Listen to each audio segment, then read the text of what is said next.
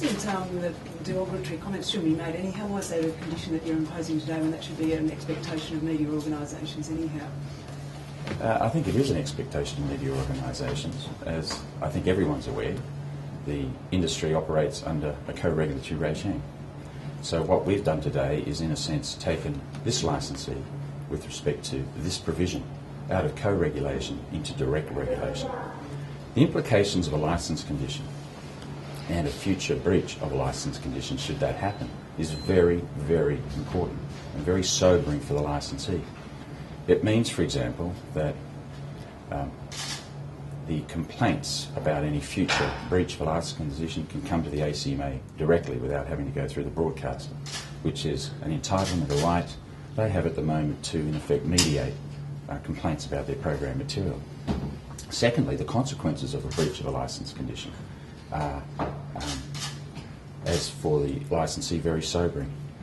It can lead to a remedial direction if there's a further breach. A breach of that provision which led to a remedial direction could lead to very significant fines by the federal court. I think it's something like $55,000 per day for each day that that breach is outstanding. It could lead to a criminal prosecution. Alternatively, it opens up the opportunity, should a further licence condition be breached, for the suspension or the revocation of the licence. I acknowledge that they're unprecedented territory for the ACMA and a licensee to be in. But I just wanted to indicate to you the seriousness of the imposition of a licence condition, and it underscores the seriousness with which the ACMA is taking this particular breach, because, as you rightly put it, it's just a given that the licensee should control its affairs and broadcast material that is consistent with the very code of practice that the industry wrote, owns and lives to. What happens if there's another breach on a different topic? I mean, 2Day FM already has two conditions being imposed against it. If there's a third one on a different topic, shouldn't some more serious action be taken against the licensee? I think I've just explained to you the seriousness of the licence conditions. What we are charged with doing under the Act is to introduce sanctions that are fit for purpose, that are appropriate, that are proportionate to the breach. So far we've introduced a licence condition that deals with the inclusion of children in live hosted entertainment programs with respect to this licensee, and we're introducing a further licence condition. Now, let me point out that this licence condition is with respect to the licensee. It's 24/7, 52/5. 24 hours a day, 7 days a week, 52 weeks a year for the next 5 years, right across the station. They will need to live to the code provision that deals with broadcasting content material that is decent. They will need to ensure that no material is broadcast that demeans or has the potential to demean women or children right across their schedule for the next 5 years.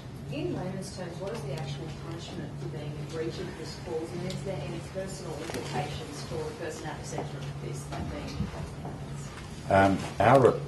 Our relationship is with the licensee. The licensee has spectrum, very valuable spectrum, and it comes with a quid pro quo, if you like, for the community and for society. And that is certain expectations about the quality and the adherence to community standards. So our relationships with the licensee, we expect the licensee to risk manage their affairs appropriately. This is all about our relationship with the licensee. We don't play the man. We're playing the ball. We're dealing with the licensee. They need to manage their affairs consistent with their obligations, and we've imposed a licence condition on them today that no doubt will give them considerable cause for pause with respect to their operational endeavours. And the punishment if they don't comply with that? As I indicated earlier, a breach of the licence condition leads to one of two forks in the road. We can issue a remedial direction if a remedial direction is apposite in those circumstances, and the breach of a remedial direction is a very serious matter, can be a criminal offence, can lead to civil penalties up to $55,000 per day. Alternatively, it could lead to the suspension or ultimately the revocation of the licence. I'm not foreshadowing that, I'm just answering your question as to what are the theoretical outworkings of a breach of a licence condition. But as to Mr Sandilands himself, you can't recommend that he be taken off air, or you can't demand that he be taken off air. We have no relationship with the talent. Our relationships with the licensee is up to the licensee. They are the ones who sign up to the code. They are the ones who own the licence. They're the ones who stand to lose or make profits from the utilisation of their licence. They're the ones who have signed up to the quid pro quo with respect to the community. It's up to the licensee to manage their affairs. It's up to the licensee to manage their relationship with their talent. And so I would not be personalising this matter. It's a relationship between the ACMA and the licensee. What I indicated earlier is that we have lifted this licensee out of the co-regulatory regime in which it operates to one of direct regulation. Anyone in our community now has the opportunity to complain directly to the ACMA with respect to any future alleged breach of that licence condition.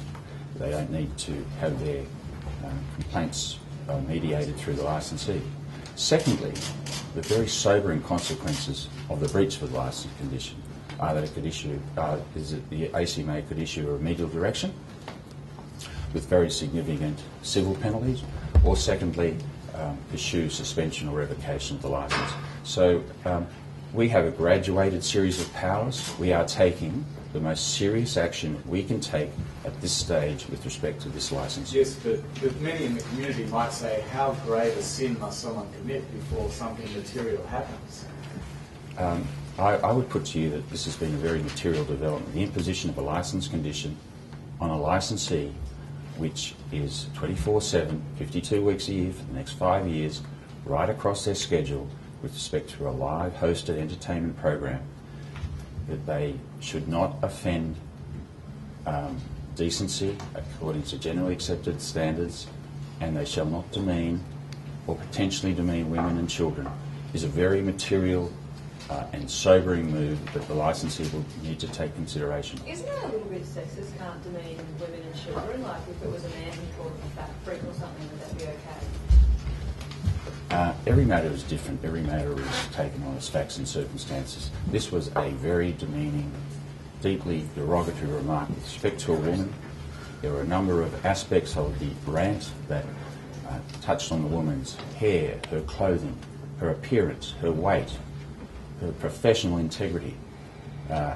We deal with matters on their facts as they come before us, and we felt it was appropriate to impose this licence condition. This was vitriol. It was targeted, it was enduring, it had attitude, and it had some menacing words in it, and it was an unacceptable one. Given that this licensee is a repeat offender of sorts, was there consideration into a suspension of their licence? I can only repeat that we have taken the most serious formal action we can take at this stage. We have imposed a licence condition. It's only a subsequent breach of that licence condition that can lead to the suspension you mentioned. Are you investigating any breaches of the previous licence condition you've imposed on today? There are no current investigations with respect to the previous licence Have you condition. had any complaints? Not that I'm aware of, no. As Chairman, what's your personal view on the language that went to air on that day? I mean, a fat slag, I will hunt you down. Is this, as Chairman, is this sort of language acceptable in 2012 on our airways? The authority, of which I'm only one, were unanimous in the view that this was unacceptable language. It was hugely derogatory, it was deeply demeaning of a woman, it was, as I said, gratuitous, it had vitriol, it was menacing, and it was done on airwaves that are, in effect, a public asset. We, in another part of our responsibilities, look after cyber safety. We have teachers and educators in the school system every day.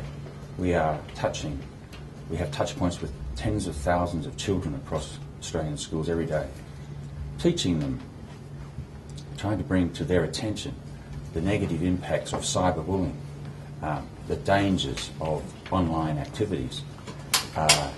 And so in another world, we're trying to open the eyes of children to the dangers of unacceptable language and practices, of bullying practices.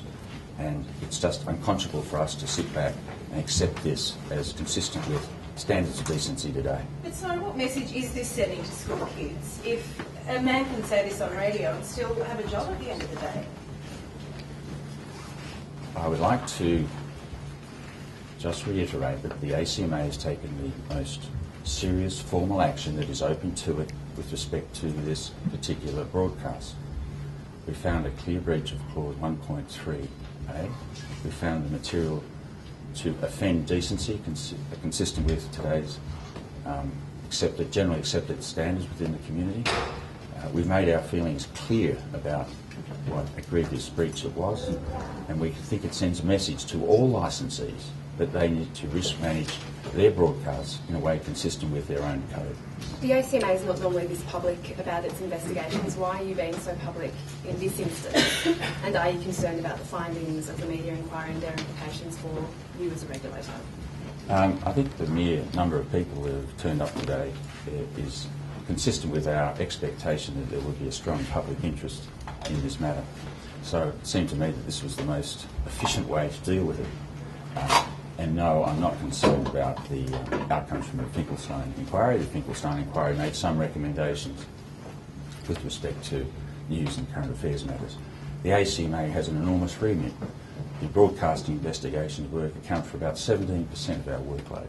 We do fabulous work right across the board in other areas of broadcasting, telecommunications, radio communications, online, and cyber safety.